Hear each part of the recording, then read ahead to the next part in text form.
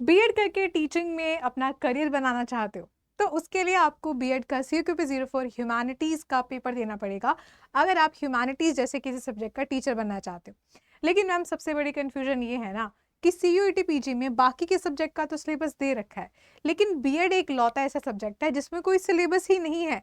तो आखिरकार पढ़ें कैसे, तैयारी कैसे करें? तो ये सारी तमाम क्वेरीज हमारे पास आ रही थी। तो एक फाइनली मैं वीडियो लेकर आ गई हूँ जहाँ पे मैं आपको कंप्लीट सिलेबस का ब्रेक डाउन देने वाली हूँ कि क्या क्या क्वेश्चन किस किस टॉपिक से पूछे जाते हैं। उसी के साथ मैं आपको थोड़ा सा PYQs का एनालिसिस भी यहाँ पर दूंगी कि कहाँ से आपके ज़्यादा क्वेश्चंस आ रहे हैं। सो हेलो दोस्तों, मेरा नाम है Swati, let's start the video. और अगर आप चैनल पर नए हो तो ऐसी इंपॉर्टेंट इन्फॉर्मेटिव वीडियो यहाँ पर मिलती रहती हैं, सो डोंट मिस। आप इनको पाने के लिए सब्सक्राइब कर लें चैनल को अभी के अभी, और आगे जो बेल आइकन है उसको प्रेस कर लेना। ठीक है, चलो जी। सबसे पहले मैम हम बात कर लेते हैं कि ऑफिशियल सिलेबस में क्या दे रखा है। देखो मेरे सामने ये जो है ना, ये आपको ऑफिशियल सिलेबस है, बस इतना सा। ऑफिशियल सिलेबस में सिर्फ लिखा हुआ है history, political science, geography, economics, commerce and home science. लेकिन इसके अंदर क्या पढ़ें? हिस्ट्री में तो तमाम हिस्ट्री आती है, पॉलिटिकल साइंस भी बहुत बड़ा है, ज्योग्राफी भी बहुत बड़ा है। तो इसमें से हमारे लिए कितना काम का है? प्लस आप में से ऐसा कोई भी बच्चा नहीं होगा जिसने सारे सब्जेक्ट पढ़ रखे होंगे। कोई ह्यूमैनिटीज के बैकग्राउंड से होगा, उसने इकोनॉमिक्स नहीं पढ़ी होगी। कोई कॉमर्स से ह्यूमैनिटीज़ में ट्रांसफ़र कर रहा होगा अपने आप को, तो उसने पॉलिटिकल साइंस या ह्यूमैनिटीज़ के सब्जेक्ट नहीं पढ़े होंगे। किसी ने कभी होम साइंस नहीं पढ़ा होगा। तो मैम इतना सारा कुछ चीज़ें, हम कोई कंप्यूटर थोड़ी है, ह्यूमन ही तो है, हमें कैसे पता चलेगा क्या पढ़ना है? तो मैं हूँ ना आपकी परेशानी को आसान करने के लिए। मैं यहाँ पे आपको ब्रेक डाउन दूंगी यूनिट वाइज, ठीक है। सबसे पहले हम हिस्ट्री का एनालिसिस कर लेते हैं। तो हिस्ट्री में यहाँ पे आपकी जो ज़्यादातर हिस्ट्री आ रही है वो 11th से 12th वाली जो बेस्ड है NCERT, उसके बेस पर आ रही है। एंशिएंट इंडिया में यहाँ पे Indus civilisation, Vedic age, Buddhism, Jainism, Mauryan empire, Gupta empire, थोड़े बहुत राजाओं के बारे में पूछा जा रहा है, मेडिवल इंडिया के बारे में, मॉडर्न इंडिया के बारे में और वर्ल्ड हिस्ट्री के बारे में। ये वाले टॉपिक थोड़े से आप इसको पॉलिटिकल साइंस का भी कंसीडर कर सकते हो, लेकिन हाँ हिस्ट्री से ये वाले टॉपिक्स आ रहे हैं। और इसके सामने मैंने इनकी जो पॉपुलैरिटी है क्वेश्चन पेपर में उसके अकॉर्डिंग स्टार्स लगा रखे हैं, ठीक है। आगे हम बात कर लेते हैं कि मैम हिस्ट्री में क्या क्या आता है। तो एंशिएंट इंडियन हिस्ट्री में आपको क्या क्या पढ़ना है? इंडस वैली सिविलाइजेशन, वैदिक पीरियड, बुद्धिज्म, जैनिज्म, इन सब का ओरिजिन आपको जो हमारी हिस्ट्री की 11th-12th की किताब आती है उसमें बहुत अच्छी लैंग्वेज में मिल जाएगा। मेडिवल इंडियन हिस्ट्री में आपका दिल्ली सल्तनत, मुगल एम्पायर, यहाँ से क्वेश्चन काफी रिपीट हो रहे हैं, ठीक है। दिल्ली सल्तनत, मुगल एम्पायर, भक्ति, सूफी मूवमेंट, ये सारी चीजें। मॉडर्न इंडिया की अगर हम बात करें तो यहाँ पे थोड़े जो हमारे रिफॉर्मर्स आ जाते हैं, सोशल रिफॉर्मर्स, उनके बारे में। हमारे यहाँ पे जो एंटी नेशनल मूवमेंट आ जाते हैं, उसी के साथ साथ फ्रीडम स्ट्रगल से पहले के जो एक्ट हैं, ब्रिटिश के समय के जो एक्ट हैं, वो भी यहाँ पे पूछे जाते हैं। वर्ल्ड हिस्ट्री की बात कर लें तो मेजर रेवोल्यूशंस, फ्रेंच वगैरह, कुछ कुछ फेमस रेवोल्यूशंस का नाम देकर पूछ लेते हैं कि ये कहाँ पर हुई थी, ठीक है। इस तरीके से हिस्ट्री से आपके क्वेश्चन आपको देखने को मिलेंगे। नेक्स्ट हम बात कर लेते हैं पॉलिटिकल साइंस यूनिट, जो कि मैं आपको पढ़ाती हूँ। तो इसमें ज़्यादातर क्वेश्चन कॉन्स्टिट्यूशन से ही आ रहे हैं। फिर उसी के अंदर आपके कॉन्स्टिट्यूशन के पार्ट हैं, पता ही आपको, fundamental right, DPSP, parliament, president, judiciary, federalism, election, international relations, ठीक है। तो इंटरनेशनल रिलेशंस में कभी वो किसी ऑर्गेनाइजेशन के बारे में पूछ लेते हैं, कभी किसी आइडियोलॉजी के बारे में, कभी किसी बुक के बारे में। ज़्यादातर पॉलिटिकल साइंस की बात करें तो मेजर फोकस उनका कॉन्स्टिट्यूशन के ऊपर ही है, ठीक है। इसके इर्द गिर्द आ रहा है, फेडरलिज्म के इर्द गिर्द आ रहा है, स्टेट गवर्नमेंट के इर्द गिर्द आ रहा है, जुडिशरी पूछ रहे हैं, गवर्नमेंट के स्ट्रक्चर के बारे में पूछ रहे हैं, लोकसभा, राज्यसभा, ठीक है, ये सब चीज़ें। तो इसमें पॉलिटिकल थ्योरी के भी कंसेप्ट आ जाते हैं, जैसे कि आपका लिबर्टी, इक्वालिटी, जस्टिस, राइट्स। तो ये सब आपको 11th-12th की किताब में मिलेगा, लेकिन पॉलिटिकल साइंस में उससे एडवांस भी पूछा जा रहा है, ठीक है। इंडियन कॉन्स्टिट्यूशन तो घोट के पी लेना है। इंडियन पॉलिटिकल थॉट में कुछ कुछ थिंकर्स के बारे में, उनके किसी फेमस प्रोटेस्ट के बारे में, किसी फेमस मूवमेंट के बारे में, किताब के बारे में पूछ ले रहे हैं। कुछ फेमस किताबें आ रही हैं हमारे, इसके अलावा भी मल्टीपल थिंकर्स की, ठीक है। इंटरनेशनल रिलेशंस में कभी रियलिज्म, लिबरलिज्म, या फिर ग्लोबल कंसर्न्स में किसी क्लाइमेट समिट के बारे में पूछ लिया, UN के किसी ऑर्गन के बारे में पूछ लिया, ठीक है। इस्टेब्लिशमेंट पूछ लिया, फॉरेन पॉलिसी पूछ ली। नेक्स्ट आती है ज्योग्राफी। ज्योग्राफी में physical, Indian, human geography, environment से रिलेटेड, और कभी कभार मैप बेस्ड क्वेश्चन आते हैं, ये रेयर है थोड़ा सा, ठीक है। अगर हम इसको थोड़ा और डिटेल में देखें तो मैम, अर्थ का structure, land reforms, climate, atmosphere, oceans के बारे में, इंडियन ज्योग्राफी में इंडिया का जो फिजिकल डिवीजन है किस प्रकार से हो रखा है, ठीक है। क्लाइमेट के बारे में, इंडिया का जो रिवर सिस्टम है, सॉइल्स के टाइप पे भी आपका PYQ आ रखा है।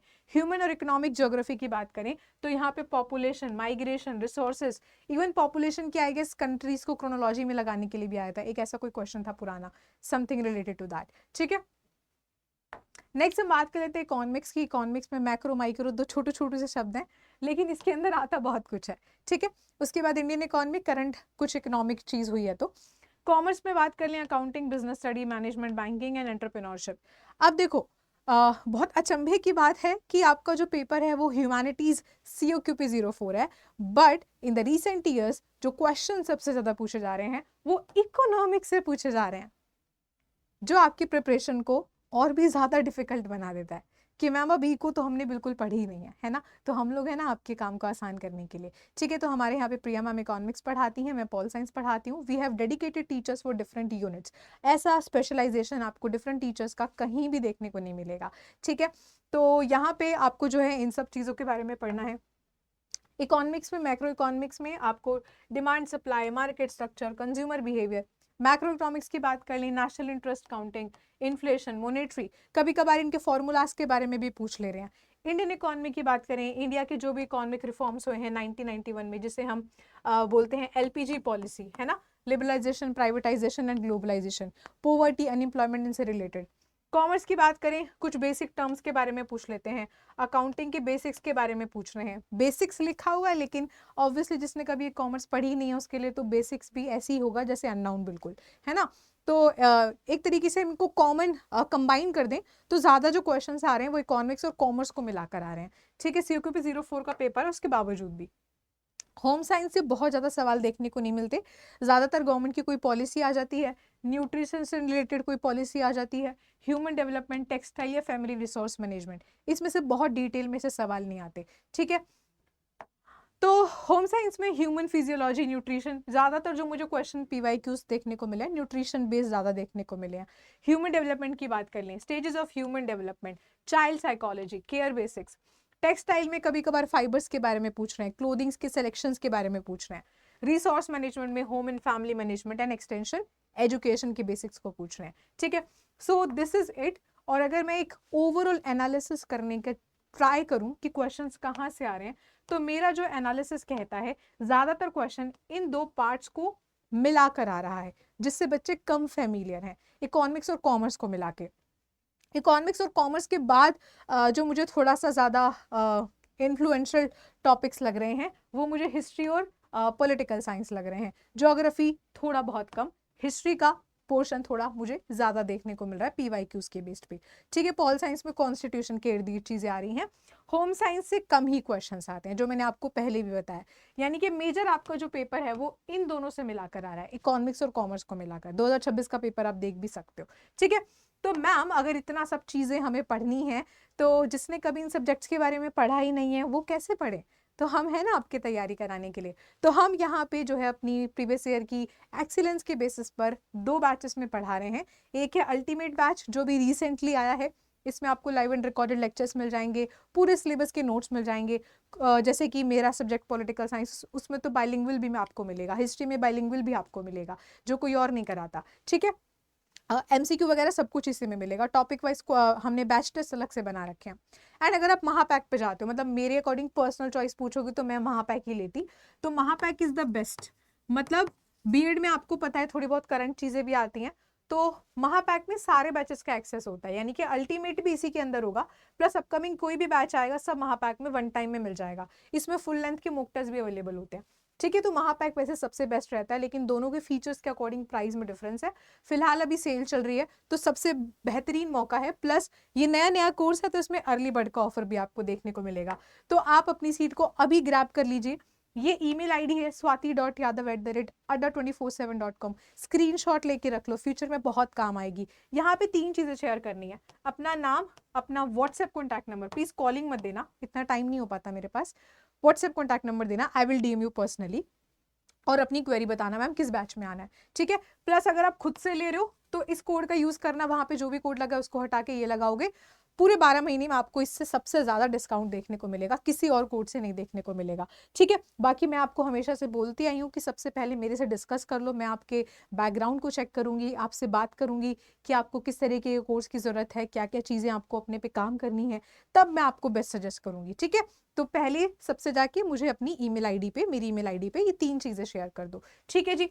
बाकी मेरी जो है टेलीग्राम पे जो है सारे इंपॉर्टेंट चीज़ें आती रहती हैं, एमसीक्यू आते रहते हैं, मैं पॉल साइंस की भी क्लास लेती रहती हूँ, ठीक है। मैं रोज़ यूट्यूब पे 5 बजे आती हूँ, ये मेरे टेलीग्राम चैनल का नाम है, पॉलिटिकल साइंस पर स्वाति मैम अड्डा 24/7, ठीक है। बाकी बेटा आपको कौन से वीडियो चाहिए कमेंट करके बता दो, नेक्स्ट वीडियो आपके उसी क्वेरी के ऊपर आ जाएगी, मैं पर्सनली आपके जो कमेंट्स है उसका रिप्लाई करूंगी। Thank you so much for watching this video, मिलते हैं आपसे नेक्स्ट वीडियो में, तब तक के लिए जय हिंद, जय भारत, हंसते रहिए, मुस्कुराते रहिए और ऐसे ही वीडियोज़ को अपना प्यार बरसाते रहिए। Bye bye.